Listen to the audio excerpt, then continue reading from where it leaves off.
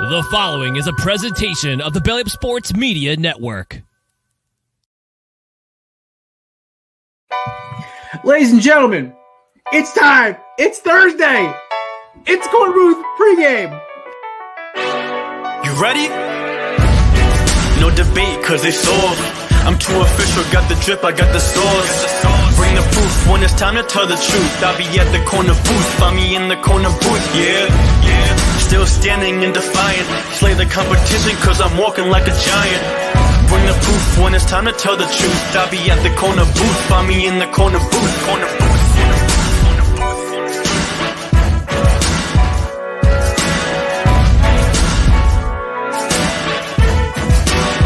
I see myself. Hey, I feel like I have not officially said this. I've tiptoed around it. Kate, will you marry me? Do I have to answer now? Or No, you have time. You can think about it. You can think about a way to say no without hurting my feelings if you want. Oh lovely. I'll send you a letter.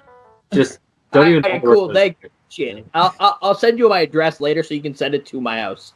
Yeah, I'm never giving you my address. I don't want you getting that close. Oh, I know. Intro never gets old, ladies and gentlemen. Welcome back into the Korner Booth pregame. Apparently, I'm missing all my bro. You know, you set up a podcast. I'm gonna bitch for a second. You set up a podcast. I set it up at 3:00 today when I got out of my last meeting for my day job, and it's all gone. And I'm just sitting there like, what the fuck? But that being said, folks, this shit show is the Korner Booth podcast. We appreciate you stopping by. This Korner Booth pregame. Specifically, we appreciate you all coming in. Obviously, I am your host, Jared Klim, alongside some amazing guests today. I'm actually pretty proud of this lineup I got here. Joining us from Houston, Texas, ladies and gentlemen, the voice of the Houston Cougars, for at least I know it. The one of the coolest sneakerheads I know. You can see the Jordans in the background, and our NBA lead writer here at Belly Sports, at least one of the NBA lead writers. I don't even know. It's that he does so much for us. We appreciate him. Also, host of F Sports, by the way. Parker Ainsworth. What up, buddy? I'm doing all right. That's a long intro. I need to come up with some like. Listen, I'm from the McAfee School of Intros. It's just getting started. Thanks for having me on, man. No problem, brother. And of course, joining us from the other side of Houston, ladies and gentlemen, my co-host, the recent Sooner grad Mason Rutch. What's up, buddy? How's it going, man? Dude, that mustache is looking phenomenal. I'm loving it right now. Yeah, dude. Finally, I had to shave, so. See, figured I'd keep it. Now he's starting to look like he might not get carded for once. So I'm actually proud of him right now. All right. Of course, also our other co-hosts, ladies and gentlemen, the TikTok Viking. This man literally is the only reason our social media functions correctly. Joining us from a basement in Milford, the top tier of co-hosts, along with Mason, their dynamic duo that keeps me running. A Jets fan, a suffering Yanks fan. I don't even know what the fuck he roots for basketball. I've known him for like 10 years at this point. Oh, the Bulls. Fuck. Ladies and gentlemen, Matt Ordazzo.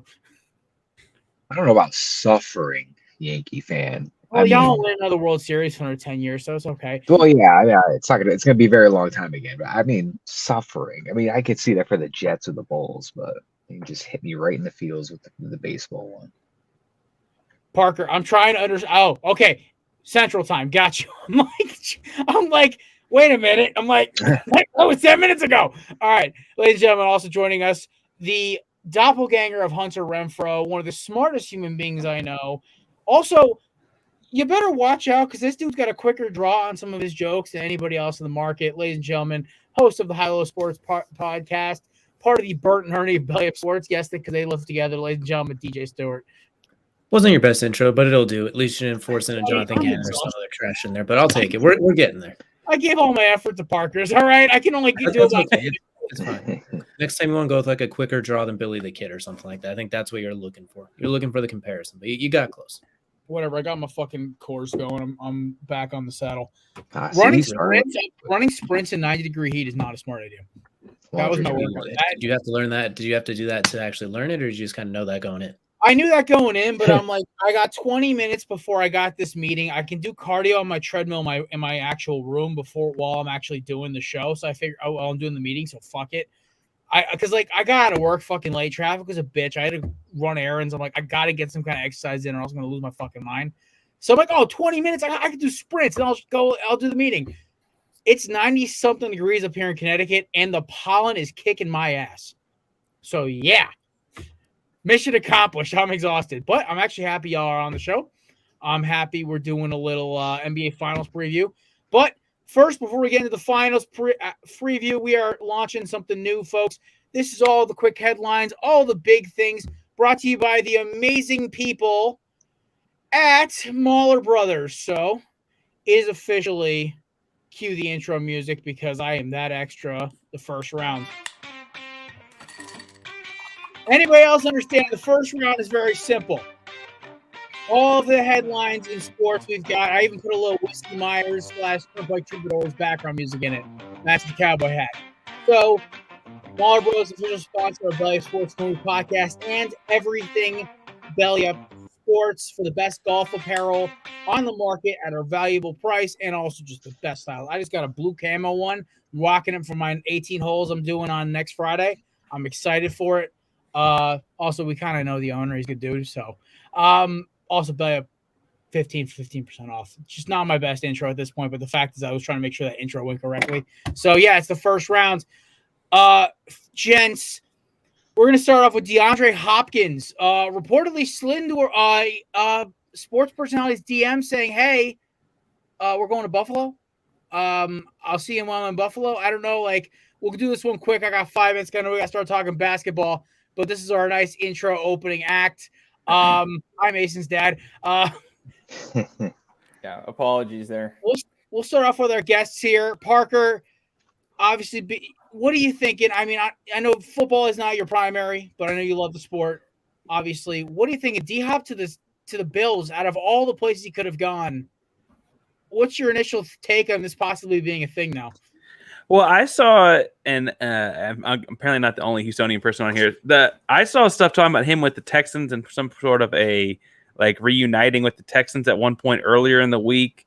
And while that's like a fun story, I was like, he seems like the kind of guy that wants to win a Super Bowl sometime in the near future, just to kind of get that check off his resume. I think he's a Hall of Famer in a lot of ways, but it'd be nice to have a Super Bowl ring to kind of cement that. And Buffalo sure sounds like a better place to do that in the next 3 years. I actually like the draft picks that Houston had this year, but if you're trying to win a Super Bowl in the near future, I would imagine Buffalo's a better chance for that. And that's kind of more the route I assumed he was going to go, right? Yeah. My biggest thing was we all talked about on Tuesday. My prediction was Baltimore, KC, then Philly, then wild card was Buffalo. That was my 4. We all kind of had an agreement. Mason just kind of pulling out of his ass that he hopes he goes to New England. I don't know. DJ, what are you feeling about this right now? What's the Neuralink telling you? Obviously, you can't go wrong bringing in DeAndre Hopkins, but I feel like Buffalo, another receiver, is not going to help the issues they already have. So it'd basically be like killing a spider with a tractor as opposed to stepping on it at that point. Like you're overloading with what you already have. So it works. You're not wrong for bringing him in, but I feel like somewhere like Baltimore, someone that's going to try and spread the ball around a little bit more. They talk about opening up the passing offense. There's obviously Kansas City who doesn't need him, but it makes sense. Buffalo doesn't make the most sense, but it works. Like you can't go wrong adding D-Hop, but I feel like that doesn't help with the issues they clearly have, like running the ball and stopping people consistently. And you start off with a hot streak. We already have a nominee for the clip of the week right there with just hopping a spider with a lawnmower. I love it. All right. Now to my 2 fellas who I love and respect dearly, Mason and Matt. You guys can kind of pick. I guess I'll go with Mr. Mustache first. Mace, Brett what do you Gardner think Jr. right now? Buffalo, your AFC East Patriots are looking more and more like the bottom feeders. What's happening, man? Yeah, dude. I mean, we've seen this for so many years now with the Patriots just being lackadaisical about signing free agents or drafting wide receivers, mainly in particular. And I feel like DJ kind of hit the nail right on the head in that, it'd be a great ad for Buffalo, but the main issue with that team is that they can't run the ball efficiently. Josh Allen is essentially the starting running back for the Bills. And, that's worked up until a certain point, I guess. They haven't been able to – I guess they did kind of get hosed against Kansas City in that AFC Championship 2 years ago. But, this is not really solving the main problem in Buffalo at this point, and it's basically just, I mean, it's kind of just beating a dead horse. That's kind of my thoughts. So we'll just have to see where he ends up going. Buffalo, I guess could theoretically work, but it's probably not the best option for Buffalo. Fair enough. Yeah, Matt, end us off. I feel the same way. I mean, so you look at the Buffalo Bills' current wide receiver 1 through 3 depth chart. You obviously have Stephon Diggs at the 1. You have Gabe Davis, who I think is a very good number 2 complement, and then you have like Khalil Shakur as a third. It's not a bad receiver core. It's definitely like, I would say Dalvin Cook would be a better addition for them, just because I think their biggest weakness is the run game. So if you give them Dalvin Cook with a handful of guys in the backfield that can run and catch, that would be much better for them and success wise going down. But I mean, I know he had that tweet I sent out before. I read that the Bills aren't in on him, which I don't believe any of that smoke screen pretty much stuff. But I still think Baltimore makes the most sense. I mean, you pair him up with Odell Beckham and Rashad Bateman. You keep Lamar happy. You give him the best receivers he's ever had in his career in Baltimore. And I think that gives them enough firepower to make a massive run at that division and into the playoffs next year. So I think Baltimore is still the place to go for him. I don't believe he'll go to the Browns or Texans at this point in his career. I think he's going to want to win a ring. So Buffalo, I could see. I don't think it's 100% a need for them. I think they need a running back more than they need a receiver. But to me, Baltimore makes the most sense to be hot. Nice. You know what? Honestly, when it all comes down to it, I think this is one of those I agree with you. It's one of those smoke screens where it's like, it's going to come out of nowhere. It's like, oh, D-Hop signs a 2-year deal with Baltimore for X amount $1 million. Half of it's not guaranteed. Half of it's front end signing bonus or whatever. All right. We are now talking about the main event. Why we're all here, why Parker's here, why DJ obviously had to come on at 7 o'clock instead of his usual 7:30 drop-in time. The NBA Finals are tonight. Right now, as it stands, Denver, the line dropped. I got Miami at 9.5 this morning. So I was ecstatic about that. Thanks, DraftKings. By the way, official sponsor, Belly Sports. Fellas, game 1, Jimmy, Jordan, Butler. Oh, I'm sorry. Did I say that out loud? Versus the graceful manatee known as Nikola Jokic and the Denver Nuggets. If you guys missed the show last week, I compared Jokic to a graceful manatee floating through the lane, and I will stick through that. That being said, Jimmy Butler reminds me of you guys ever seen what's that movie with all the emotions from Disney, Inside Out or whatever? Jimmy Butler reminds me of the mustache dude who's always about to blow his stack. Like that's who he always reminds me of. That mixed with Michael Jordan because he's Michael Jordan's illegitimate son. Either way, listen, I'm getting my full tinfoil hat out one of these days on this one, but we're on a time crunch here, obviously. So we'll start off with Parker. Parker, this has been the weirdest NBA playoffs I've ever freaking seen. ESPN is probably still choking on it a little bit that they are like, wait, we don't get Celtics Lakers. What the fuck just happened? What's your opinion going into game 1 tonight at 8:30? I can't wait to watch. What are you looking for right now as just a basketball fan in general? I feel unfortunate. Like the bad rap here is going to be that they're going to talk about ratings and this and that, and they're going to blame it on Denver being a small series or whatever, small city or whatever for the NBA or what have you. I think it's not going to be a very fun series because I don't think it'll be very long. I think Denver is a lot better basketball team. Playing in Mile High is a really hard place to play. They've had some days off.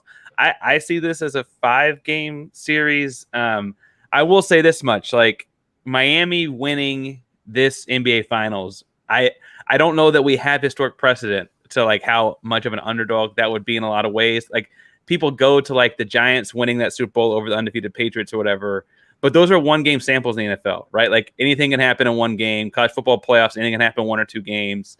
In 7-game series, the best team, barring an injury or something, typically wins, right? It's hard to see an upset in a 7-game series. And Miami will have done that 3 different times, and they were 10 minutes away from not even making the playoffs in the second play-in game, right? In the second play-in game, they're playing, it was Chicago, and they're 10 minutes shorter game there, and they're not even doing any of this. Instead, now they're in the NBA Finals. They beat Giannis. They beat Tatum, and I guess both those guys did sustain injuries. So maybe Jokic should like double tape his ankles because of bad luck or whatever. But I feel like the uphill climb that would be is just insurmountable. Jokic is not only a tremendous basketball player, but a bad matchup for Miami. They play with a 6'9" center. That's not a recipe for success. That's not to say anything bad about Bam as a basketball player. He makes up for it in a lot of different ways. But Jokic is 7 foot, about 290 pounds, has a positive wingspan, and he's really also crafty and good with the basketball. Like it's a really, really tough matchup for them. I could see them maybe sneaking a game if they're a little rusty after a week off or whatever, but I don't know how long the series goes. Maybe it's because I got my gambling hat and shades on right now. I don't know what it is. I'm about to go freaking try to hit on girls at a country concert. Literally, that's the way I feel like I'm dressed right now. Either way, I just, for some fucking reason, something about this series feels too straightforward. I'm like, all right, there's just too much obvious here. Like, where's the catch? I'm looking for the fact that Miami, yes, has basically been sitting there the entire postseason just getting by. Honestly, they should have beat Boston into the ground, but they couldn't put them away in game 4 or game 5 or game 6. And even those games were close. So I guess my biggest thing about, and even the Knicks series, they should have put them away in 4, but it's the Knicks were at home and MSG at home is just a riot. So I'll say this. I don't think it's going to be, the Nuggets are not going to win this damn thing. I picked them to win it just because I'm a fucking degenerate. I'm a degenerate for underdogs. DJ and Matt and Mason have all watched me just throw away countless dollars on underdog football teams for no fucking reason. Thanks, Miami. I will say this though. Miami Hurricanes, not Heat, but same city, same shit. I think this series is gonna go 6. With a possibility of it coming down to the wire in game 6. I have a weird, I feel like the Heat are going to steal one in Mile High. Their energies and the fact that they play such lockdown defense. Let's go back and look at the Nuggets opponents. You have the severely overrated Los Angeles Lakers, who on paper definitely beat up I would say, I don't want to rip Golden State, but Golden State just didn't look like Golden State in that series. Like, I just watched LeBron run through them. And they kind of looked like, except for game 4 when they had that crazy comeback, the Nuggets kind of had it pretty, they just cruised right through LA. My Timberwolves, guys, come on. Karl Anthony Towns is a bitch. I'm done with him. It's Anthony Edwards and Gobert versus the world. I can't wait for Cat to get out of there. That wasn't a real opponent either. So, besides me shitting on my basketball team for the 14th straight fucking season, for the Nuggets, to me, they've had it not an easy road, but they just have seemed to just cruise through it. They've really had very little adversity. I think their only playoff loss this season was to Minnesota. I'm missing a team in between, aren't I? They played. You're missing those Phoenix Suns in the middle that went to 6 with now. Take it easy there now, guy. I know you love yourself some Timberwolves, but don't be trying to pull that now. I know. Okay, so yeah, we also have the Suns, who then fired their coach directly after, who had no depth and all stars. I don't know. Just to me, I feel like the Nuggets have been just kind of like, okay, ouch, that hurt. All right, whatever, push out and say we're still gonna win anyway. It's like you're playing in a Madden online franchise and you play a bunch of good AI teams the entire season, but you don't play anyone fucking good until you get to the finals and you play that one of your buddies who's disgusting, but his team is terrible, and you're like, fuck, I gotta survive. I can't play my usual beat 'em up and coast kind of ball game. That's kind of the way I'm feeling. Like, this is like the first, what's the best way to put it? It's like playing those old NFC North rivalry games back when Polamalu and fucking I know I pronounced it on purpose. Ed Reed, and you had the Bengals with Vontaze Burfict. That when the entire division was trying to kill each other. Where it's it doesn't matter what the standings are. This is going to be a scrappy game, and Miami kind of fits that bill of a scrappy team who's very lock up defensively. Now, if Bam Adebayo can score some fucking points, amazing. But we'll actually see what happens. I just have a weird feeling right now, as I've been ranting for 5 minutes, that the Heat kind of feel like they're going to just be harder out, but I still think Denver takes this in 6 or 7 at the worst. DJ. All right, so I'm gonna be the degenerate here on our show yesterday. I think the Heat are gonna take it in 7, and I'm gonna stick with that as well too. The Nuggets are better on paper. They're better on the gambling. They're better everywhere. They have the better players. Jokic is the best player in the playoffs right now, probably. Jamal Murray might be the second best player in the playoffs with how he's played as well. Bam Adebayo is as good of a basketball player as he is a terrible big man. He's getting bodied by Derek White's forehead in the paint in Game 7, so they got to find a way to have to match up with Jokic. Big foreheads stay together. Exactly. Big forehead. It is a big forehead. It's got its own zip code. Like they got to find a way to deal with Jokic in the paint. They do not have the bodies for it unless Kevin Love's salt and pepper self is going to find a way to play lockdown post defense all of a sudden. There's no reason to pick them. But when it comes to the finals, if you go, especially in the NBA, it's obviously a star-driven league, but the coaches tend to be the difference when it comes to the playoffs and the finals. I mean, who is the last shitty coach to win a finals? Like looking back on it, it's been a little bit. Budenholzer, maybe. And even then he's not that bad of a coach. I mean, multiple 60-win seasons. So I'd say in this case, I take Eric Spoelstra over Mike Malone, who's a very good coach in his own right. So it's close, but I'm gonna pick the chaos. I think Miami's gonna find a way to scheme up some random, just stuff that makes no sense. Whether it's random zones mixed with man, mixed with different drops, just ways to throw. They'll be like Jokic scores 75, but we'll be damned if you're getting 10 assists to go with it, and just kind of throw them off the game just a little bit because they're not stopping Jokic no matter how much they want to do it. So I'm gonna take the Heat in 7. I think they'll be up 3-2. Somehow Denver will shoot like 60% from 3 in Game 6. They will empty the clip, find a way to bring it to Game 7. So I'm gonna go ahead and stick with Miami in 7 on this one. Parker, I love your little title. The first 8 seed to win the finals, if I'm not mistaken, and the first. They're only the second 8 seed to make the finals. The 99 Knicks made it, and the 99 Knicks, for what it's worth, that was a lockout season, so it was a short season. You could argue in an 82 game season they might not have been an 8 seed, right? They're an uphill pick. I gotta ask, and this is for the whole crowd here. Like the Nuggets, people talking about like they didn't play anybody, but they went 12-3 so far in the playoffs. Undefeated at home too, I might add. What I would say is like how much, given you only play who you play, like what could you like? Could they have just swept? Like what could they have done differently to like have like played somebody? Another thing their run for me was a great run. Grant, it was obviously look at 7 seed or 8 seed, 5 seed, 7 seed, 8 seed on paper doesn't look good, but that 5 seed had 2 nuclear flamethrowers in Devin Booker and Kevin Durant, especially the way Devin Booker was playing. They survived that, basically beat him at their own game because Denver's defensively meh. Against the Lakers, they beat him defensively and offensively. They showed the ability to hold the team under 100, which is not Denver's calling card by any means whatsoever, while also scoring 140. And Jared's Timberwolves are trash, so I don't hold too much to that one. But that's the perks of getting the number 1 seed. You get at least an easy round. So I knew that was before slamming the beer. Listen, all my team. Listen, I've been blessed to like a lot of decent teams, but when it comes to basketball, I am a tortured human being. It's okay. Well, and I think that's the deal with me is like the Rockets have been so bad the last 3 years. I'm just enjoying finding good basketball teams. I really, though, I look at the Nuggets and I think that it's this interesting thing where it's like they didn't play anybody, but they also played Durant, Booker, LeBron, Anthony Davis.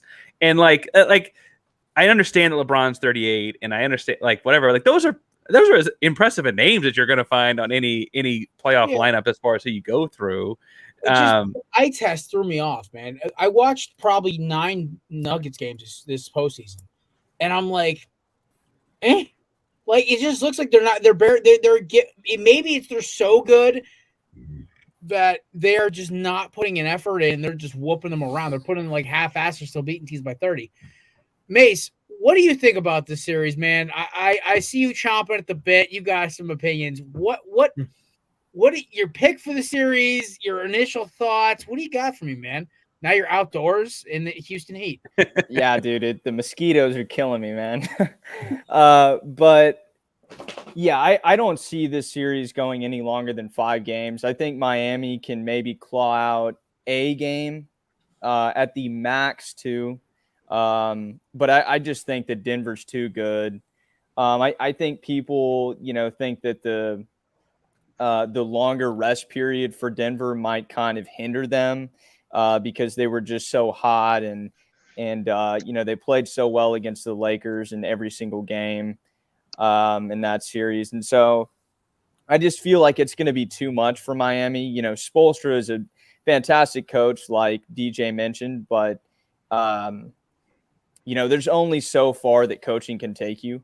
And I feel like some of the performances, by Caleb Martin, Vincent, Strus, I don't know. I find them a little bit iffy, and I don't know if they're going to continue on in this series. They could very well, but I just don't see it happening. And there's only so much that Butler is going to be able to do by himself if those role players can't step up to make up the difference between, the talent that Denver has in Jokic, Murray, and all of their role players versus Miami coming in with, several undrafted players, and it's sounding like they're not even going to have for most or all of this series. So I'm thinking 5 games for Denver, max 6. Very nice. All right, Mr. Radazzo, you've been sitting there quiet and patient. I actually try to see what your insights are. Usually me and you are on a similar page, so I want to hear what you're thinking right now. Well, I mean, I'm excited for this series in general. I mean, you have the heavy favorite, the Denver Nuggets. You have the gritty, tough fought Miami Heat that I think is going to give it a good run this series. You've got Eric Spoelstra, who I think is a very good underrated head coach, has a lot of finals experience. I'm steering away from what you're saying, and I'm all over what DJ is saying. I got the Heat winning this series, and I know it's an unpopular pick, but I'm looking at the rest of the rust theory. They've got a lot of time off from when they swept the Lakers. There's just that. Are they going to be thrown off their game? Are they going to be a little rusty? Are they going to just get back into it? Miami is fresh. They're warmed up. They're ready to go. So I think, like DJ was saying, I could see Miami coming ahead with like a 3-2 series lead, just because there's no rust for them. They're ready to go. I definitely think this is going to go 7 games. Denver will probably come back in the end if everything goes according to mine and DJ's plan. But I like the Heat. I like the underdogs. This team has, I think, had a tougher slope in the series so far with the playoffs. I mean, they went through Milwaukee, they got past the Knicks, they got they upset the Heat, or that Heat, the Celtics. So I'm excited to see what they're going to do with the odds stacked against them once again. And I'm a big Jimmy Butler fan, obviously being a Bulls fan, so I really want to see him get that ring. So give me the Heat in 7. Kelsey did a weird stat dive, my co-host, yesterday too, and found that when one team has more than 7 days off and the other has less, that the team with the time off only wins the series 45% of the time. So technically a lower record when you have that much time off as well. And that's not just basketball. That was across multiple sports too. So I might have misquoted that, but it's something along those lines where more time off doesn't always equate to better. So something to keep an eye on. Greg. Something to keep an eye on. Oh, hi, Josh. Hey, Josh. Shout out Josh of Rising to the Occasion. You know what? Honestly, I kind of have heard that stat before, and I tried to remember what the percentage was. But dude, something in my head saying everyone's so on Denver to the point where it's you almost want to pick Miami just out of spite. And I'm kind of on that boat right now. I'm as the show goes on, I'm leaning more and more towards just saying, fuck it, Heat in 7. So you guys are talking me into it. It's just part of those 2 Texas boys are trying to talk me into just sticking with Denver. If you want to win money, bet on the Heat. If you're scared to lose money, bet on the Nuggets. I do think that DJ, you've watched me gamble. I'm never afraid to lose money. That's why you bet money on the Heat. But DJ's onto something here, because the truth is if you're bidding the favorite or whatever, you'd have picked against the Heat every game so far, right? There's the fact that they've gotten here, I think would be the betting odds can kind of get thrown out the window with Miami. I think Denver wins the series, but they spread tonight. You said it was 9. There's no way. There's no way. It will be a fun competitive game. They've got Jimmy Butler on the one side. There's no way. Give one last little input about this first game tonight. If you're curious with the Corner Boots tweet poll results, 56% of our voters are leaning towards Denver to take game 1. I'm honestly surprised it's 56. I thought it'd be like 76. I feel like another aspect that we didn't talk about is the altitude change that Miami is going to have to deal with in Denver. I don't know how much you guys, believe in that sort of stuff. I mean, it's a real thing. What do you say? It's a real thing. I Yeah. will not doubt that at all. Listen, I watch baseball in a division with the Rockies. Okay, Right. like I've seen what it does to baseball players. Fuck what it does to basketball players. Yeah. And so I feel like at least for the first game, Miami is going to be at a disadvantage simply because of that. And so you might see guys be more tired, and maybe if Denver gets out to a pretty quick lead, early in the game into the first quarter, or the second quarter before halftime, they might just be gassed at that point and not have anything in the tank, especially being on short rest. Traveling in from Boston. I'm sure maybe they went home to Miami for a day. I don't know how that traveling process works, but I feel like that is absolutely going to be a factor in this series, especially if like the series goes deep, 5, 6, 7 games. I think that could absolutely be a factor. I would say it's probably one of the reasons, and I forget who pointed out a second ago, that Denver is undefeated at home in the playoffs, right? Like playing, I mean, they have 5-2-8-0 at the free throw line on every, like you are a mile above sea level and you can feel it. I'm sure that plays something into the home grade, aside from playing a 2-time MVP, and like their fourth best player is Aaron Gordon. That's as good a fourth best player as there is in the NBA right now. Right. I mean, that's tremendous. And I feel like, just to add on Jokic, I mean, who is currently, aside from Butler before the Celtics series, I mean, having one of the best playoff runs, I think, at least I can really remember, prior to probably, I don't know, any of these Warriors guys in the late 2010s. So, I mean, but go ahead, Parker. I know you're about to say something. No, I was going to say, like, first of all, Jokic run, I mean, people kind of forget because it's been 10 days since they played, but he's had a couple 50-point games and like he had triple doubles. And like,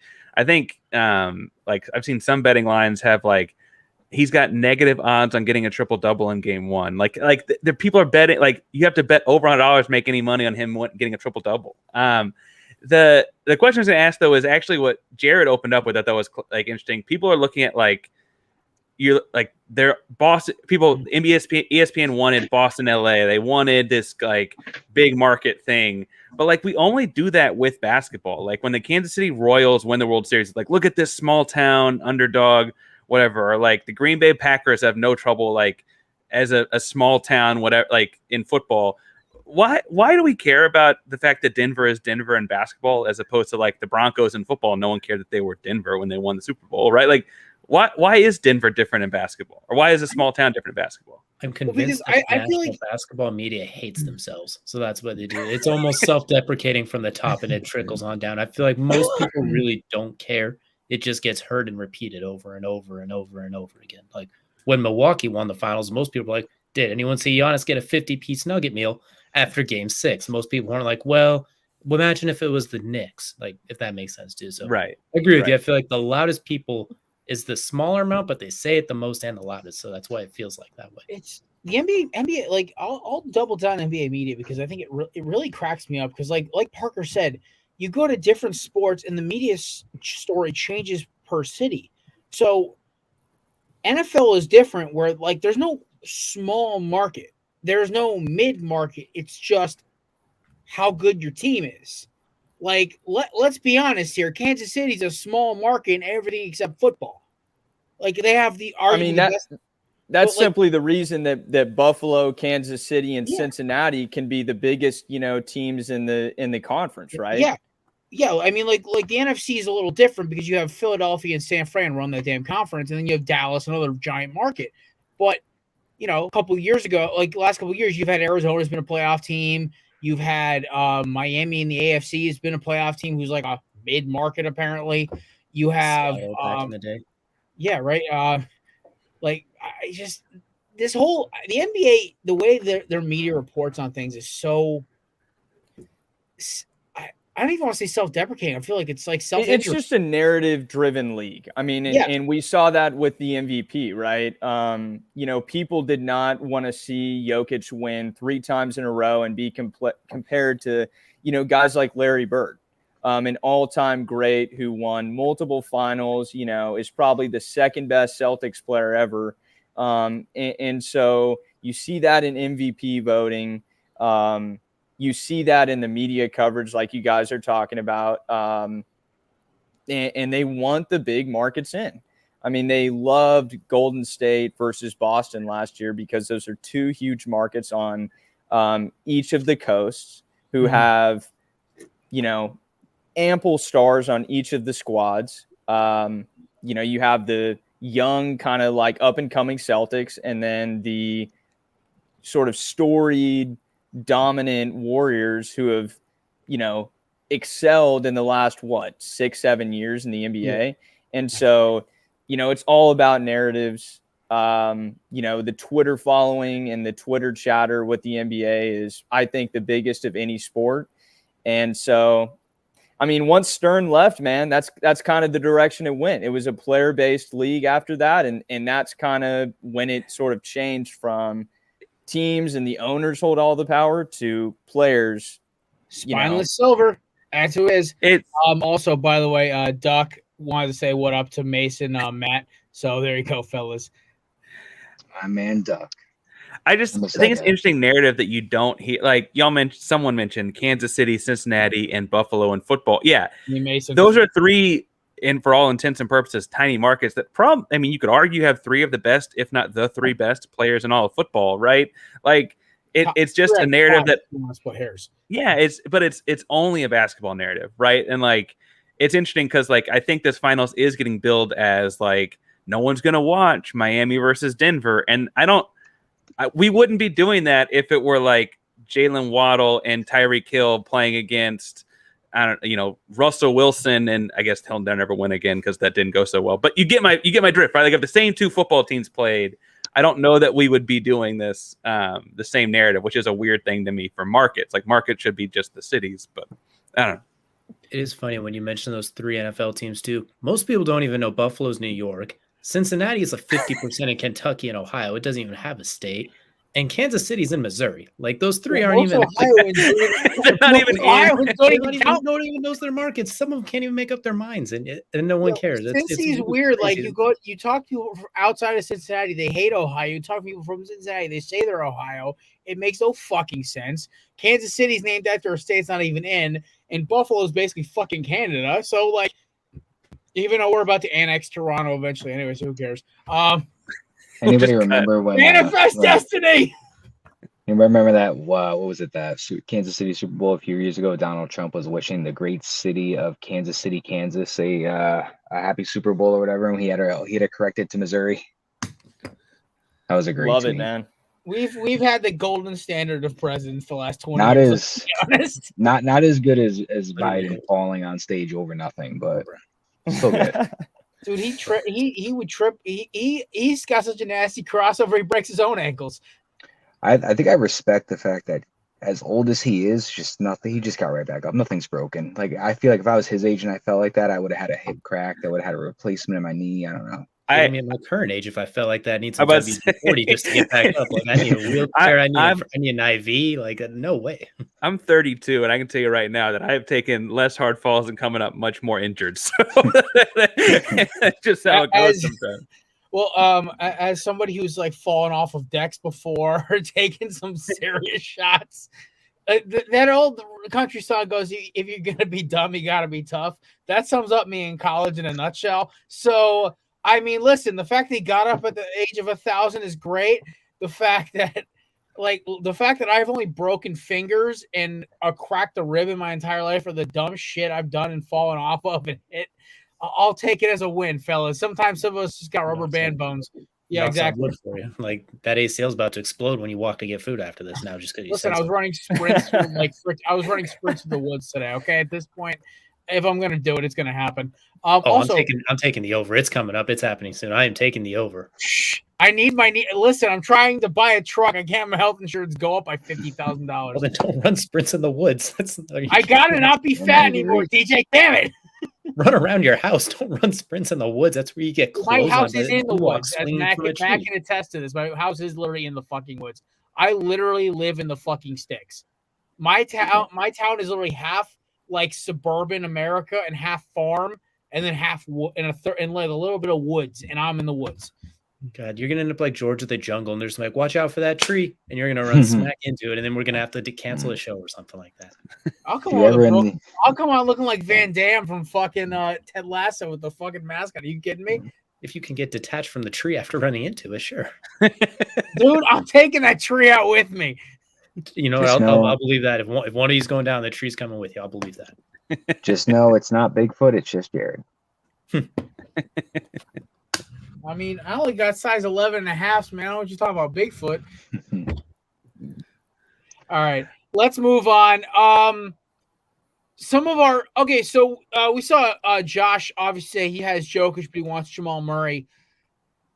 Who's your pick, and who is your dark horse? Like you would love to see them get the dub, because I know Parker, you got to go in 3 minutes. We'll have you start with you here, Parker. Who's your pick for MVP? And who is your dark horse that you'd love to see get it? So I think I got to go with Jokic as my pick for the MVP, because clearly these guys end up voting for the best player on the team that wins anyway. We saw that with Jimmy Butler winning conference finals player of the whatever. Like after Reggie Miller talked about Caleb Martin winning it the whole time, he then actually in the voting breakdown votes for Reggie Miller, right? Or votes for Jimmy Butler. Yeah, you gotta love that kind of hypocrisy. So I think he's gonna win it because I think the Nuggets win, and I think that means that he wins it. I will say that I think the deciding factor here is that Michael Porter Jr. is the third best player on the team. He's 6'10" ish. He's got crazy long arms. He also shoots lights out from three, and Miami kind of threw Boston off by running just a simple 2-3 zone a lot of the time, and I don't think you can run a 2-3 zone with a shooter like Michael Porter out there. I could see him having a stat sheet that warrants winning the MVP in a handful of these games. And Iguodala kind of where'd that come from? Kind of right. And if you want to make Jokic a passer, I'm sure he may have a bunch of assists, but someone's got to catch all those. And so I could see Porter having if I were going to pick a dark horse, he's probably got, I don't know what his odds are on DraftKings or whatever, but I'd imagine they're fairly steep, and that'd be a fun one to put down. I think they're over 1,000. Last time I checked, they were over 1,000 for Michael Porter Jr. And that'd be my stretch there, I guess. All right, Parker, I know you got to roll out of here, my friend. Where can we find your amazing content? I'm posting everything I'm doing on Twitter. That's at Ainsworth 512 PAINSWORTH 512. First initial, last name. And I host Locked On Cougs every day, so we talk all about the Houston Cougars tomorrow, talking about recruiting junior college kids, and the fun that is. So go Cougs, and I'm glad to come on and talk about the NBA Finals. So it's been a while since I got to talk about pro sports. So thank you all for having me on. Parker, my friend, it's great seeing you as always, man. Oh, take care, buddy. The pickups coming up. You looking at anything lately?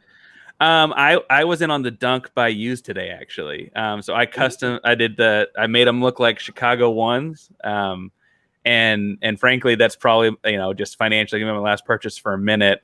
I'm trying to think what's something I got fairly. I'm scooping the new whatever those new gammas are that are coming out on Christmas, around Christmas. I think I'm looking. I don't think I'm looking at just financially. I'm not looking at anything else till November or October myself. Just gonna take a break for a second. I gotta buy a Silverado. I ain't buying shit for a while. Yeah, a Silverado is a whole different kind of sneaker. There, that's a different kind of footwear. I get to trade in my little Honda for the truck that actually suits my personality. Perfect. All right, Parker, my friend, be safe. Have a good night. All right. Take care, man. See ya. Take it easy. Fellas, now we'll roll out this and we'll finish off with Clown of the Week before we send DJ off into the sunset.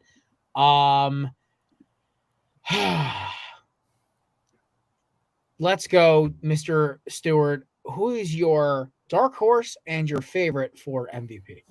So since I picked the Heat, that kind of makes it have to be Jimmy Butler, barring him shooting 2 of 17 every single game. He just has to kind of show up, and they're going to give it to him, it feels like, as well. For the dark horse, I'm going to go as far. I'm just going to go out of 18th left field. I'm going to say Tyler Hero is an option. say they go down 0-2, he comes back in game 3, starts randomly giving you 24 points a game, maybe comes off the bench, they win 4 in a row. Maybe they give him that as just like that weird X factor, kind of like we talked about Andre Iguodala. Comes in out of nowhere like, oh, well, that's something. Then they start rattling off with him. He ain't guarding anybody, so I don't know how much he'll get in the rotation. But if he can get you like 25 points a game, if shooting like he's capable of, maybe he gets a dark horse opportunity if, let's say, Jimmy's not quite Jimmying and ends up being a team effort with him leading the way. So we'll go Tyler Hero as that far out, maybe bet $1 just to see if it happens, but I would be remiss not to pick Jimmy Butler as the favorite. Since I'm reserving my pick, I'm going to make mine quick because we're going to go Mason and Matt, and then we're going to roll in the clown of the week. Because DJ, we have been rolling strong with Ja Morant as the clown of the week for almost 30 straight weeks. And hopefully y'all got some nominees. I'm looking for one right now. There's no idiots this week. I'm like, I literally looked and I'm like, yeah. I mean, I don't care. Honestly, there's no real good stories that make me think awesome. There's ones like politically and like entertainment news, but like that doesn't count. For me, since I have recanted my pick of Sixers, Jesus Christ, Nuggets in 6, I'll do a split. I'll make it quick. My favorite for the Nuggets is Jamal Murray. My dark horse is Aaron. No, I'm just kidding. Is Michael Porter along with I actually like that pick a lot with Parker. If it's the Heat, my favorite is obviously Jimmy Buckets, and my dark horse is old Thickums McGee, Kyle Lowry. Dump truck. All right, Mace, what do you got for me? I am the same as Parker here. I see Jokic taking it. I just feel like if they get this series done, obviously he is the best player on the floor, regardless of who you like to win the entire series. And I think that, if he's not playing well, I think that kind of sets the tone for the rest of the Nuggets. And I don't really see him not playing well just because he's such a matchup nightmare for Miami and just overall really any team in the league. So I like Jokic as the favorite, and then my sleeper would be Michael Porter Jr. Great shooter, can always knock down a clutch bucket when you need him to. I go with him partially because I don't know if the break for Denver was very helpful for him. I think when you're a shooter, I think taking long breaks, other than if you're Steph Curry, can hinder your performance. And so I feel like Jamal is going to be hit or miss. Either, he looks sharp out of the gate and plays well the entire series, or he's going to come out kind of flat and maybe take a few games to kind of get back into his rhythm. So I like Jokic as the favorite, and then MPJ as the sleeper to win it. Remember when MPJ was like the number 1 basketball recruit in the country? Yeah. That back injury set him back a bit, but it kind of worked out. I mean, he didn't even play, what? Was it like 2 years with Denver? I think he missed his rookie year altogether. Then I think he had limited time in his second year, if I'm not mistaken. But yeah, that sounds back right. Coming out, yeah, he would have probably been a top 5 pick otherwise. Well, right, DJ. That's what I was about to say. I mean, because they took him in the second round, and I think teams were just so worried that he was going to be a total bust. And so he slid to Denver, and now he's one of the best shooters in the series, and I would say, one of the best shooters in the league, I would say. Maybe that's a stretch, but his shot definitely looks good. Every time he shoots it, it's pure. Yeah. There you go. All right, Mr. Matt, you ring us out here. Well, since I obviously am taking the Heat for the entire finals victory, I'm obviously going to say Jimmy Butler is my pick for MVP. No really reason needed. It's Jimmy Buckets. If there's going to be a Miami Heat, finals victory this year, it's going to be a Jimmy Butler MVP. My dark horse, I'd go with maybe Bam Adebayo. Averages about 20.4 points on the season, 9.2 rebounds. Just my dark horse. I mean, I think this is somebody that can just kind of take some pressure off Butler, just kind of step up, especially if Hero's not going to play for a little bit. You have Duncan Robinson that can fill in as well, Kyle Lowry, but to give Bama Adebayo the dark horse MVP if it's not Jimmy Butler. Just had maybe just a sneaky good finals performance, with the Denver Nuggets probably focusing on Jimmy Butler majority of the time. And I mean, if they're going to win, Matt, I feel like, because he's going to be the primary defender for Jokic. And so, I mean, if they want any chance of winning this series, I feel like he is going to have to, at least 3 games out of this series, like he's going to have to lock him down. So, I think that's a great pick, man. I think he's the biggest X factor in the entire series, to be honest with you. Well, guys, Ghost is joining the show. You got a ghost sighting. Yep, Don't tell St. Darnold. He woke up finally. All right, fellas. Now that we've talked enough basketball to just get it out of our systems, let's go to the fun stuff here. We're talking. What the fuck's happened to my hat? Okay, apparently my hat cannot do that. I'm gonna cut this fucking string off today. Either way, all right, dude. Like I want a Stetson so bad, but like I can't. I feel like I have to go to Texas to go buy one. So it's like I will do that. I'll mail you one over, Jared. There you go, buddy. This is my Arthur Morgan one that I literally bought this and then realized I wouldn't played Red Dead when I got home from vacation. I was like, holy fuck, it's Arthur Morgan's hat. And I was like, yes, let's go. All right. Any of my Red Dead 2 fans out there. But, ladies and gentlemen, let Bryce kick it away. That's a clown question, bro. All righty. It is time for the Clown of the Week. Now, presented by, of course, the amazing people over at SeatGeek, SeatGeek.com. The best spot for tickets. Promo code Belly for, I believe, 40% off, $40 off your first purchase. All right. Clown of the Week. Any nominees to beat Mr. Morant? Because he's been rolling strong this week. Or strong this year, man. He's kept the title for almost 20 weeks now. I don't really got anything to put up against Ja this week. The only thing I could think of is putting the Yankees medical staff up there because they cleared Josh Donaldson, and I don't know why they did that. So I guess I would just be the only one that I could think of. Other than that, I just wish they would just tell him, hey, just take the rest of the year off and just go hit free agency, buddy. I'm going to put up LeBron James. LeBron, it's not a secret that since you've gone to LA, I've come to dislike you. And you made me actually root for the Warriors in that last finals you were in Cleveland. Here's the kicker. LeBron took all that young talent that was on LA. They've made a bunch of great draft picks, Julius Randle, Brandon Ingram, et cetera, and made this Frankenstein of a team that got just mollywopped by the Nuggets, who have basically been taking a nap for the last 7 days.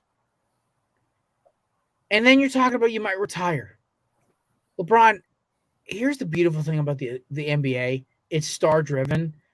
And with guys like Tatum, Giannis, Embiid, Jokic, Jimmy Butler, I'll throw my boy in there, Anthony Edwards. Luka. And you can go any way down. Luka, Kyrie. Yeah, I'll throw your boy in there just to piss you off. Just to piss off LeBron. Jason Tatum. James Harden, Kevin Durant, Devin Booker. Nobody cares anymore. Nobody cares. The only people who cares is ESPN and their ratings. Because for all those LeBron force-feeded mouth breathers, LeBron, and no, it's kind of a nice, faithful way to send it off. I might retire. Great. Let Bronny live his life. The poor kid got ridiculed for taking a fucking white girl to fucking prom, man. What the shit? Just fade off into the sunset for about a couple of years. Come back, host a podcast, get a show on TNT, and just enjoy the fact that you are a top 3 player of all time. Top 2 in most people's eyes. Listen, LeBron, I've got the utmost professional respect for you, man. But just sometimes it just ain't going to end on a storybook. It ain't going to end that way. Listen, Griffey never got a Super Bowl. I mean, not a Super Bowl, fucking championship. Marino never got back to the Super Bowl. What is it? Freaking Deshaun Jackson goes to the Bucs instead of the Eagles. They win the Super Bowl the year after. He's probably going to retire with no ring. That's not even on a lesser scale of a player. You got NBA players like Chuck Barkley, who will never win an NBA championship. It just happens, man. You got 3.5 titles. Congrats, man. Seriously, you earned it. But now it's time to relax. Kobe's still your daddy. R.I.P. to the baby goat. And MJ, you'll never catch MJ. You were never gonna be MJ. You are LeBron. Just go away. And the fact that you have made this headline about you possibly retiring, and that you destroyed a very promising Lakers front court. Like, listen, that Brandon Ingram's that dude, man. He's a top 30 player already. Julius Randle's a top 50 player. Like, and you sent Caruso to one of the energy guys who helped you win that fucking Mickey Mouse title to go rot with Matt's Bulls, whose only hope for salvation is DeMar DeRozan, who's got shooters, and Mr. Zach LaVine, my favorite former Timberwolf. God, I miss you, buddy. So You like him over here. That's LeBron. I just this season was kind of like a Greek tragic comedy. It was just like watching it. I was like, oh, the Lakers are going back. I'm like, just wait. They haven't played anybody real yet. Warriors are banged up, and I'm like, oh, there's Jokic. Never mind. All right, you big Serbian bastard, go take care of this for me. And my nominee this week to dethrone Ja with the twisted T in hand is Mr. LeBron James. Anybody else got? There's still a big gap. I mean, he's not flinging around guns on Instagram twice. Like he's a little that was a little unnecessary retirement. But there's levels to this, and Ja still got the clown one pretty well locked up. It's a worthy adversary, I suppose, but there's levels, and I think Ja's got this on a whole new level. DJ's got it for Ja. Anybody else taking it up? I'm with DJ here, man. I feel like Ja might not get beat for a good long while. We've said this on previous podcasts, but there's just no excuse for this guy. Maybe you can argue that he's young or whatever and immature, and the money and the lifestyle have all kind of gotten to him. But that would be the excuse if he just did it one time. He made the poor mistake of doing it twice. And so when you do things twice, clearly you haven't learned the first time. And so, I mean, there's just no excuse that you can logically make up for that dude at all. And yeah, so I feel like he has to stay on top. There you go. All righty. Well, Matt, I mean, unless you want to put up for LeBron here, nope. That's not happening. I admire your explanation, everything, but it's still Ja. Ja Morant's still king of the strip clubs, king of guns on IG Live, and king of the clowns of the week. All right, DJ, I know you got to roll, brother. Where can we find your amazing content? You can catch us every Wednesday, 8 p.m. on High Low Sports Podcast, YouTube, Twitter, Facebook, all that fun stuff as well. You can follow us on social medias as well, where we post pretty frequently there. Plus, you can catch us on your favorite podcasting apps, Spotify, Apple Podcasts, etc. We usually post the very next day as well, too. So you can check us out on all of those. Feel free to dip into our new episode where we did NBA Finals preview as well and kind of broke down each one. And we both gave our predictions. You can go take a look at what Kelsey thinks is going to happen. And you can also find him almost every Thursday on the Corner with pregame. Yeah, that too as well, too. If you know, you know. You know. He's a legend of AJ Hawk. Hey, DJ, say what up to Kelsey for me. Say hi to your lady for me. And have a good weekend, my friend. Take it easy. You all as well, too. Boy, howdy. Oh, boy, it's the OG3. Fellas, we got football and baseball to talk about. We got a half hour to burn, and I got a beer and a half left. You guys ready for some fun? I'm ready. All right. MLB check-in presented by the amazing folks at candidates.com. Promo code BLAME 20% off. If you have not checked out Candidates, you should. Listen, as a man who used to dip myself, whether it was Skull, Cope Mint, or even Grizzly if I'm feeling frisky, Candidates is the great alternative for those who are not trying to get gum cancer. Made with all natural ingredients, hemp leaves, coconut strands, black powder, some of the great ingredients that are in this stuff. Oh, by the way, they have a little QR code on the underside of every single tin telling you what's exactly in it, which is awesome. They just released a Rippers package, which is like a THC adjacent kind of thing. I need a weed science, tell me what the fuck it is, but I know it's legal weed, so that's all good. Then you have, of course, their CBDs, their fuels, and their sleep aid ones. I have a package in the mail. I am going to go get it. It's my Big E pack of mint because, got to keep the habit going. And, of course, the new grenade grape one. And, of course, the palm, which is the goat, obviously. I even got my mechanic at work hooked on this shit now. So, yeah, I had to pick him up an order, too. All right. Candidates.com, official promo sponsor of the Corner Booth Podcast, Belly Sports, and the MLB Check-In. So, fellas, obviously I'm wearing a Diamondback shirt tonight because my Diamondbacks just won. They are now tied for first place in the West with the LA Dodgers. Corbin Carroll with his first career walk-off, future MLB Rookie of the Year in the NL.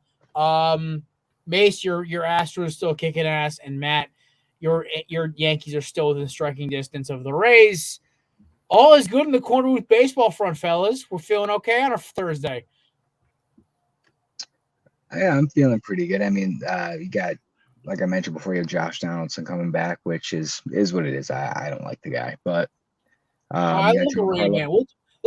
We'll trade you our one of our bum relievers for Josh Donaldson. We'll take him just to play DH for us because we already got Longo. Longo's hitting moonshots for us, so we'll take Donaldson too. Fuck it. Well, you had me at trade, so that's fine with me. This is not going to take much to get rid of Josh Donaldson on my team right now, but we got Giancarlo Stanton coming back as well, which is good because I'm pretty sure Bader's back on the IL, so obviously going to need some help there. We're 6 games back behind first. We got about a 3.5 game lead on Toronto in third, so not bad. I mean, this team went from being about 10 games out in last place to being 6 games out in third. We're only 2 games behind the Orioles. Not going to complain. All is well. It is June 1st. There is plenty of time in baseball. We have another month and a quarter until we can really start panicking. So 1 game at a time. I'll take it right now. So I got a little treat for y'all tonight. So we're going to do a little game here on the Corner Booth pregame as we roll out of our baseball coverage. There's about 5 or 6 teams this year who are definitely either overachieving or are a year ahead of schedule. Shout out to the Diamondbacks and Orioles. I'm gonna go through 5 teams, and you're gonna tell me contender, maybe, or pretender. You got 3 options here. I'm just that fair. I'll give you a maybe, or even maybe means like wild card. They're not gonna win the damn division. So, without further ado, we'll start in the AL East. Baltimore Orioles, contender, maybe, or pretender. Matt, we'll start with you. They're a maybe. They're exceeding expectations, but I think they're a wild card team at best right now, and it's the Rays division to lose. Fair enough. Maze. I'd say maybe. I feel like this team is a year off from actually competing for like the division alone and kind of being in that World Series window. I kind of agree with Matt. I think they're a wild card team at best. And I could kind of see this team, falling off a little bit towards the end of the season just because so many of these players are young. They don't have experience. They haven't played in the playoffs at all. And so give them a cool maybe. Long season to go, though. I'm going to say they're the last team in. They're going to, of the AL, they're going to be that team that just sneaks in. You're going to have maybe the Yankees, Blue Jays, or Rays kind of being that 1, 2, 3. We may have a complete AL East sweep in the wild card. Because the West is booty besides the Texas Rangers and the Houston Astros. And I feel like I'm waiting for Texas to fall apart. They're actually next on my list. I'm gonna go with pretender, but leaning towards maybe. They've got to show me they can put away games. They got to show me they can be consistent with hitting. They're 5-5 of their last 10. They only have a run differential of about 28. Listen, I shouldn't talk about Diamondbacks have a run differential of 37. They had a winning record with a losing run differential. But that kind of evens out. Let's see where the Orioles are midseason. Unlike Arizona or unlike Minnesota or Texas, the teams I have, they really don't have a lot of run producers. They're kind of like a lot of no-name guys. Where it's not like Tampa where they're just guys who nobody knows but can do it. It's like, okay, how are these guys putting up these numbers?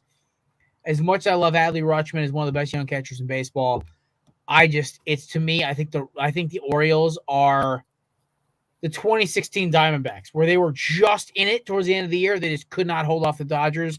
I think they can't hold off the Yankees in this state. And I think next year the Orioles will probably win the AL East. That is my bold prediction. 2024 AL East champion Baltimore Orioles. All right. Next up on the list, we're going to go to the AL West. We're going to the Texas Rangers. Texas 4 fucking Rangers. All right. I'm going to start off here. I'm going to say maybe. I still think Mason's Astros are going to win this damn division because they're just like, they're a fucking cockroach. You can't fucking kill them. My boy Bregman and them boys, Yordan Alvarez, who I think is my favorite hitter to use so far in the show, besides Jake McCarthy of all people. I can never get out. Him and Lourdes Gurriel and Yordan Alvarez, 3 guys who I can never strike out with. I love it. Anyway, just the Astros, they just keep manufacturing guys. They definitely need a pitcher. Obviously, they need us another starter. So does Arizona. Definitely. So does New York. I think all 3 of our teams need starters at the deadline. But you know what? I think the biggest problem with Texas is that rotation is overproducing like a motherfucker. They've got a bunch of C- guys. At least in Arizona's case, which is the next team on our list, it's a bunch of guys who are younger than me and Matt. They're about Mason's age, and they're still throwing good starts because they got good stuff. They're all first, second, third round picks who are starting to come in their own. These guys are 30 and 35 and 30-year-olds who are literally overperforming. But Texas is a great lineup. They can score a lot of runs. They have an ace in the ground when he stays healthy. I think there are maybe, if anything, they're going to be my 4th or 5th seed in the wild card this year. Mace, what are you thinking? I see them as the same as Baltimore. I think you make a really good point with the pitching staff. You know, guys like Nathan Eovaldi coming over from Boston at the end of last season. He's over the hill. I mean, he had, some great performances for Boston while he was there. He's totally exceeding expectations right now for the Rangers. And I don't feel like you can legitimately be viewed as a World Series championship winner contender if you don't have pitching. For me as an Astros fan, I can remember in 2015, 2018, 2019, when we did not end up winning, it was solely because the pitching lacked. And so I feel like if they don't trade for another starter, if DeGrom doesn't come back and he's not as good as Texas maybe gambled and expected him to be, you can't view them as a contender. And so I'll say maybe on them. Don't really see them, being in that World Series winning category, though. Just kind of a wild card team that could maybe win one series, and that's it. All right, Maddie, finish off on Texas. We roll into the desert. Yeah, I mean, I also agree as well with the whole fact that, they're very similar to the Orioles. I don't think anybody really thought that they would be making the push that they're making this year. It's still very impressive. This is a Texas Rangers team that was terrible last year. Now they're 15 games over 500 in first place with a 3-game lead over the Astros. Don't get me wrong. This is the Astros division by September. I'm willing to bet that they have a very comfortable lead in first. But I give them definitely a high end maybe. I think this is a team that's definitely going to secure a wild card spot and make maybe a decent run of the playoffs, scare some teams, and I think they'll be bigger and better next year. But I don't hate the rotation. I think they have a pretty solid young kind of a team. I think they're a year or so away from making a huge splash, but I definitely give them a high end maybe this year. Definitely got them as a wild card spot though. I mean, just to add on to that last point that you made, Matt, I mean, everybody who makes it into the latter rounds of the playoffs can score runs. That's never the issue with any team who makes a deep run in the MLB playoffs. It's whether or not your pitching staff and your bullpen can protect those runs and win you ball games. That's the reason why the Astros beefed up the relievers and the starters after the 2021 loss. And that's why they won last year, simply because they had the best starting pitching in the game, and then they had the best bullpen too. If you don't have pitching, you can't win. Can't win in the playoffs. Fair. All right, speaking of young, we're going to the desert for my Snakes, baby. who are now tied with the LA Doyas for first place in the NL West. Now, fan bias aside, because I've watched about 35 Diamondbacks games this year, they are 34 and 23. They have a run differential of 24. But what you don't see is that it is one of the most balanced teams in baseball. They've won games by manufacturing runs with their speed. They have a great average, and they also can hit home runs. I think they have 5 guys over 8 home runs already this year already, and that's including like their DH Longoria, who like only is DH every 4 to every 5 games. They have Rookie of the Year candidate Corbin Carroll, and their oldest player in their starting lineup, not counting Longoria, is Christian Walker, who's 34 or 32, who's leading their team in home runs and RBIs. Notable players also being Ketel Marte and others as well. But also they have arguably a Cy Young candidate in Zach Gallen, who is just unstoppable. So I'm going to tell this right now, the Diamondbacks are contenders. They are contenders. They may not win the division because those fucking Dodgers every damn year find a way to squeak it out. But they have proven to the league this year in April, when they split the fucking series with them, they played 12 games against each other and they went 6-6 against each other. They said, hey, MLB, the Dodgers are not unbeatable anymore. And so Arizona, I think, is a contender because they said, with our young guys, we can still go toe-to-toe with you. So I think they're a contender. I think they found their closer, Miguel Castro. Dude throws a 97-mile-an-hour slider. A sinker. Come on, man. That's just fucking broken. And he's 6'7" with dreads. He's just an intimidating dude. They need a third starter. I love Tommy Henry. I love Brendan Pfaadt. I love Zach Davies. But listen, those are 4 and 5 guys. They need one more guy to go with Merrill Kelly and Zach Gallen. I think Diamondbacks are a contender, though. Honestly, they just keep throwing guys and they getting hits. Their coaching staff deserves all the credit in the world this year. Yeah, I'll agree with that. I was going back and forth between a high end maybe and a contender, but you know what? There's a lot of factors that can tie into them being contenders. So like you said, you've got a team that's about 9 or 10 games over 500 in first place in that division. That very tough division, might I add. I mean, it's not like I know the Giants aren't exactly, doing that amazing this year, but they're one of those teams that always are a pain in the butt for everybody in that division. You got Slam Diego and you got the Dodgers as well. Colorado is pretty much an irrelevant team. They have been for a while, but those 3 teams, Dodgers, Giants, and Padres, are usually 3 teams that are usually in it until the end. And it's usually the Diamondbacks and the Rockies that take the backseat. But this year, the Diamondbacks are not having it. And I think they have a very tough division.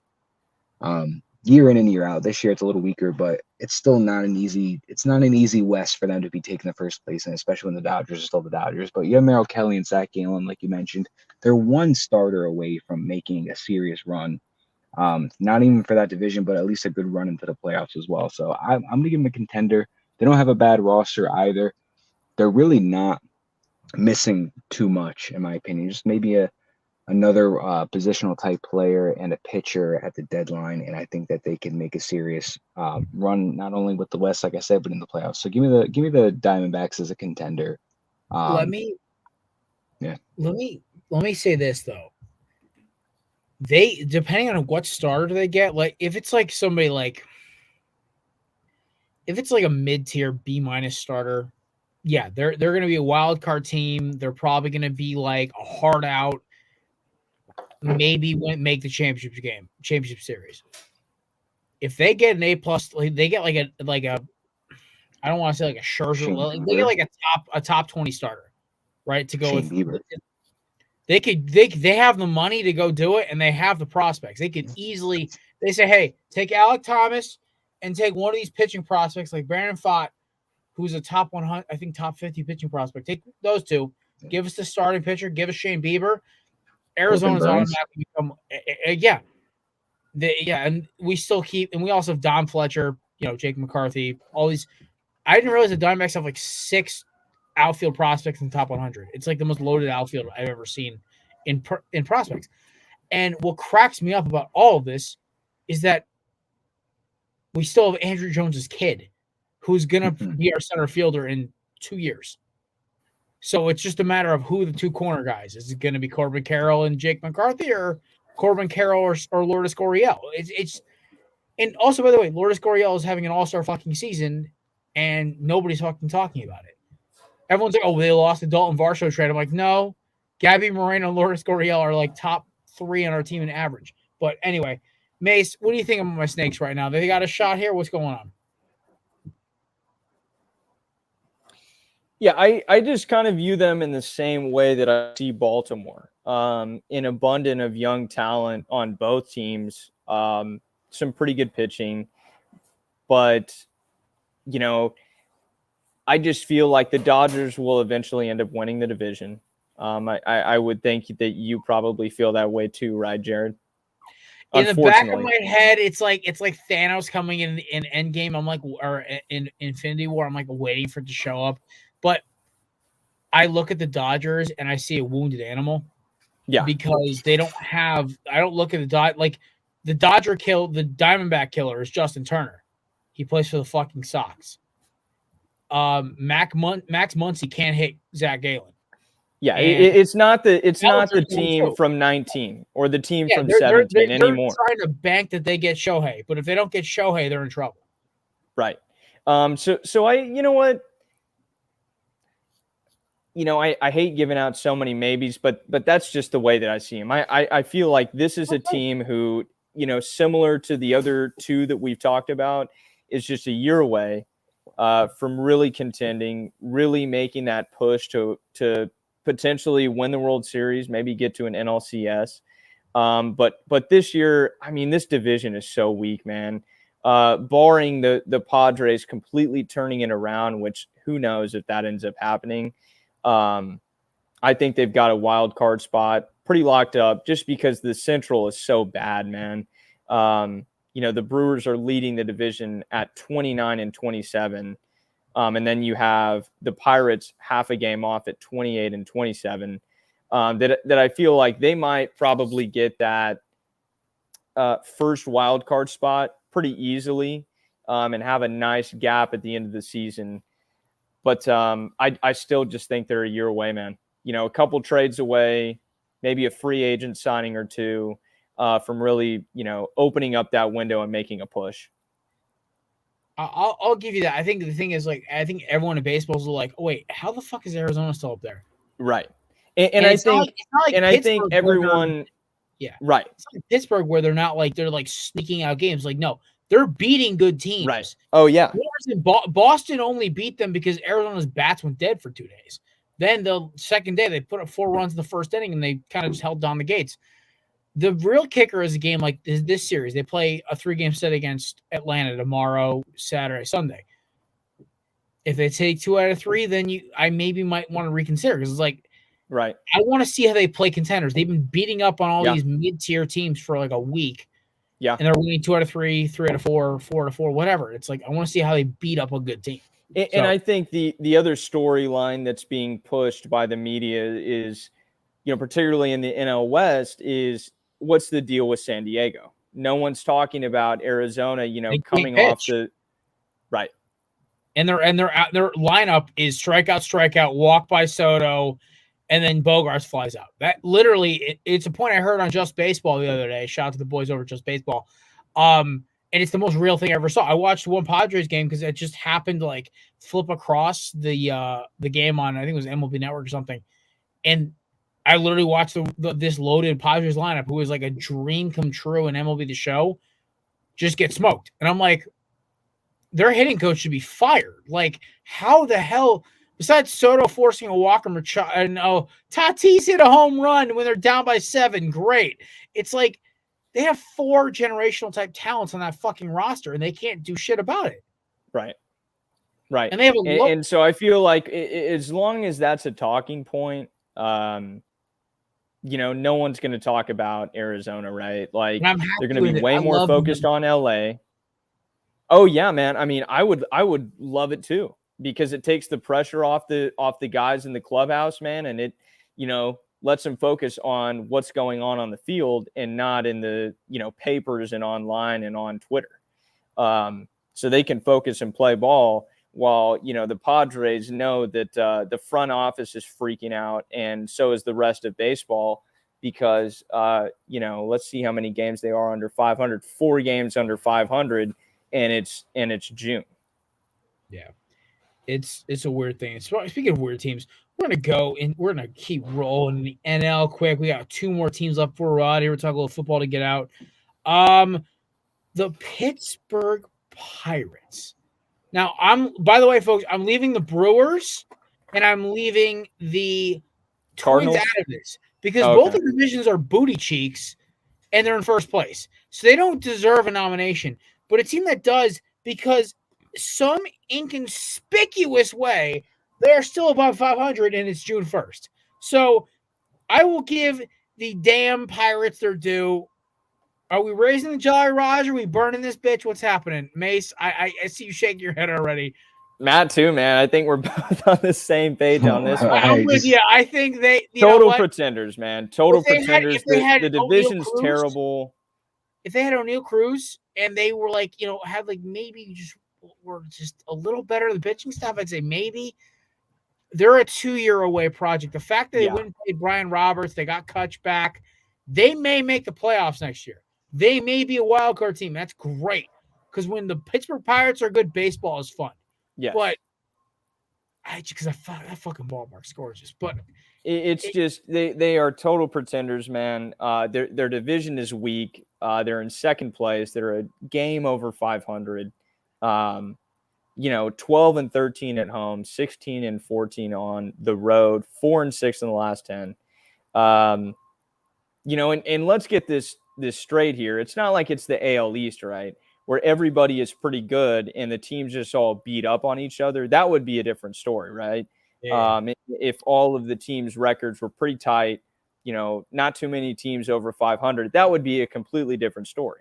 But I mean, you're playing the Reds who, they're kind of in a similar situation as Baltimore, Arizona, Texas, where, maybe they're 2 years off, not 1 year off. But I mean, it's just a bunch of young kids, right? I mean, there's no big name players on either of those teams.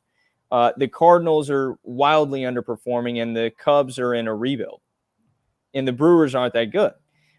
So it's just one of these situations where, unfortunately, the fact that their division is so weak is maybe boosting their confidence into, believing that they might be contenders. But I mean, in my mind, there's no way that they are. No, they are pretenders. They, like you mentioned, I mean, it's a very, very weak division. The Cubs have not been anything really relevant since their World Series win. The Cardinals are just completely falling off this season, and the Reds this should just tell you everything. The Reds are in third place and they're 3 games under 500. So that's how bad this division is. The leading leader in this division is the Brewers, and they're 29-27. Nothing special. Pirates are 1 game over 500. It was a fun run in the beginning when they were in first place at 14-10 or whatever the record was, but they are, I think, coming back down to earth very quickly, and I don't see this team hanging in for a wild card or anything like that. I think we have a team that has talent, and we're showing you some promise, and with some more additions and a better off season, next year we'll come back much stronger, but for right now, they are pretenders in my eyes. Yeah, I'm pretenders too. I watched them play live, and I watched them drop 4 pass balls in 1 inning to give the Diamondbacks a win. And I was like, we couldn't hit whoever the fuck they had pitching. I can't remember the guy's name, but I just remember watching it live with my old man. We were sitting on the couch, drinking Miller Lights, watching the game, and 4 pass balls in a row. I'm like, holy fuck, these guys, this is still the same Pirates. Now, don't get me wrong. They're a lot better than they were last year or the year before, and they're actually showing some hope. But they're just 2 years away, man. That's all. Last year's Orioles, last year's Diamondbacks, where they are they have a lot of fun. They're going to be a good team to play. They're going to be entertaining till the fucking end, but damn, they're fucking still bad. Yeah. And I think a good point that you make, Jared, is that, I mean, they're going to be entertaining. They're going to be a fun watch. They're going to scrap out and claw. Game. Right. They're going to. You don't want to play in October. Right. In late September. When you're let's say you're the fucking Padres, right? And you're 5. Let's say you get back in the third place because the Giants are not going to keep the streak up. They're not going to stay hot for this long. They're a terrible fucking lineup. Gabe Kapler is a horrible manager. Philadelphia proved that. And the fact that he got a job in San Francisco is hilarious. Let's say Diamondbacks, Dodgers are like so far high and up and away. The two of them are duking out for whoever gets the number 1 seed in the MLB, and the other one gets the number 1 wild card team, right?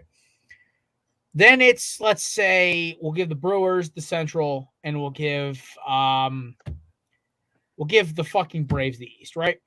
So then you have this 4-way split between the Mets, the Marlins, the Phillies, and the fucking Padres. And like the Padres have like the easiest schedule, except they have to play the fucking Pirates. Dude, I would be terrified as a Padres fan. That team they find ways to win, but they also find ways to lose. They are literally like a magic wild card that you have no idea where that's landing on. So I don't know. It's weird. They're just a weird team, and they're just the energy is infectious. I love it. It's cool seeing Pittsburgh baseball be back. Oh yeah, 100%. I mean that's another talking point too. Is the Pittsburgh Pirates are one of the most storied, franchises in the game, right? In Pittsburgh, as we know through the Steelers, I mean those fans are some of the best in the country. They put up with the teams, whether they're bad, good, all right. It doesn't matter. The fans are great. And so, to your point, Jared, I mean, it's baseball is more fun when the Pittsburgh Pirates are successful and in the mix and in the playoffs. And, I just think they're a season, maybe 2, who knows, maybe 3 away from, winning this division and making that push. I just think at the end of the day, the biggest kicker is that I think the MLB is kind of established right now. There's about 8 teams, 9 teams. You have teams like the Marlins. I was going to put them in here, but I'm like, come on. Besides like Alcantara and Jazz, like it's not really much of a story there. They're sneaking through games. I think they have a negative run differential. Remember, let's be honest. There's 3 teams out west. There's 1 team in the Central. There's 3 teams in the East for the NL. In the AL, there's 4 teams in the East. 5 if you want to split hairs. I think Boston's going to fall apart. Boston is overperforming to the end. They're a house of cards, man. They are a house of cards, and that pitching is just awful. It's awful. They showed up to Arizona, pitched great. Everyone's like, "Oh, the Red Sox pitching." I'm like, dude, sometimes the boys got a bad night at the plate, man. Like, that's what happens. Yeah. And then in the Central, you have the Twins. I was going to put the Tigers in, but I know the Tigers are about a year away from being good because they have a lot of good young talent. I love A.J. Finch as a manager. In the AL West, it's the Astros, the Tech, and the Rangers, and maybe the Mariners get hot with how much talent they have. But losing Robbie Ray fucking killed them. So, yeah. It's not really hard. The MLB basically said, hey, we got 12 teams that can win the fucking World Series this year. There you go. But other than that, folks, y'all ready to talk a little football before we get out of here? Let's do it. Oh, fuck yeah. All righty. With that being said, the only other NFL headline we really didn't cover is that Brady says he's retired. So thank God. So we can stop that stupid he's going to play for the Raiders thing. I mean, that was a total non-story anyway, but I know keep going, it was Garrett. A dead part of the week. It's May. So I know. Stupid. I know. And the last one, of course, is Dalvin Cook wants to play in Miami or Buffalo because apparently he's going to get released. When's the I think it's like what, June 3rd, June 4th, something like that. It's coming up soon. It's this week, I believe, or next week. I mean, it'd be cool for him to play with his brother, but they wouldn't be able to pay. They wouldn't be able to pay Hop. Well, that could be maybe why the recent story came out with the Bills that are not completely in on Hop. If it's true, then that could be a real reason. Like I was saying before, I think running back's a bigger need for them. So I think Dalvin Cook would be a bigger addition for them value-wise. But yeah, I just don't think Dalvin fits their bill right now. I think Dalvin fits the bill for the Bills. Pun intended. I just don't think he works for Miami. I think Miami's biggest problem is the fact they got to keep Tua from turning his brain into jelly. Mace, any thoughts on Dalvin Cook before we roll out of here and I do a little humble bragging before we leave? Yeah, I just feel like it's a weird fit for the two of those because as we've talked about for, at length, ad nauseum for Buffalo, they are so dead set on making James Cook that lead back. We've talked about this for months now. And so I guess he would like share reps with him over there in Baltimore or Buffalo. I don't really know. And then Miami, you just drafted a running back. You still have Mostert. And then who is the other guy that they have? I feel like the backup, Jeff Wilson from yes, Jeff Wilson Jr. So now you still have Edmonds. I think that's Chase right. Edmonds is there too. So many. So it's like where does this dude fit in there? He's like John Gruden with quarterbacks. He just collects them. Right. So Miami definitely does not seem like a fit at all to me, just because of the number of guys that they have in that core already. And then Buffalo, I guess maybe, but it's like. Also, Eckler hasn't got moved yet either. Nobody knows where the fuck he's going. Well, didn't they just do something he with his re-signed. contract? He re-signed, or they reworked it, or something or other. They Basically, gave him $2 extra million or something. It wasn't even a headline. That's what cracked me up. I didn't even see it until I think I saw something. I saw some of Eckler, and I'm like, oh, maybe I should talk about that on the show. And I'm like, this is just the state of the NFL offseason, man. They're speculating that Brady might, come out of retirement. Yeah, but it's the worst. But it's like Eckler. Baseball's fun this year. Can we just thank God baseball's fun? Yeah, because man. You're telling me, dude. Listen, that pitch clock rule is amazing. Oh, I love it. Yeah. By the way, I have my fantasy draft next Monday, by the way. The 19th. Well, because our commissioner is in the United States Air Force. Thank you for your service. But also he's taking his girlfriend to Europe for like a fucking month. So we have to do the draft. So time for my humble brag of the day, presented by myself. This is my fantasy football championship trophy. Yes, motherfuckers, I won this year. This is the Nathaniel Goat Peterman Memorial Trophy. My buddy went to University of Pittsburgh. The Fantasy Rona Ball is the name of the league. And probably sponsored by liquor. Lots of bourbon. I am this year's 2022 champion. Jared Klim. My team was named This Is Gonna Hurts, and it did for every team that played in the playoffs. Thank you, Jalen Hurts, AJ Brown, Amon-Ra St. Brown, and of course that big bad bitch himself, Austin Eckler. God bless. And there's my fucking trophy. Shout out. Love it, man. We're co-champs, Jared. We both got it done, man. Fuck yeah, Mace. Let's go, baby. Come on. I don't have any trophy to show for it, man, but I can tell Marte's bobblehead just went down again. It's okay. You ever get like a Funko Pop? Because I have a collection. As you see, I have everything from Assassin's Creed to MLB to Marvel Heroes, Star Wars. My Cattell Marte and my Venom bobbleheads never stay up. All the other ones are fine. Just those two fuckers drive me nuts. Anyway, like my Bucky Barnes from Falcon and the Winter Soldier one, which is apparently a rare one. I didn't even realize that. That one's on a fucking stand and stays up. How does that fucking work? I don't know. All right, folks, we appreciate you coming through. Shout out to our sponsors, Marlboro, SeatGeek, Yeats, Belly Up Media, Hannah Dips. We love y'all in Marlboros. We love y'all dearly. Thank you for coming in. Shout out to our boys Parker and DJ for stopping through. Next week, hopefully, we have the GOAT, Andrew LeDuc, coming back for a little visit. Some great guests coming up this off season. Do not miss out. Stay tuned to our Twitter and our Instagram. We will announce if we're having shows. I believe we're not having a show on the 19th, but I believe we're having one on the 12th, as I am seeing here. As for myself, Mason, and Matt, we hope you have a great weekend. And happy June. Peace.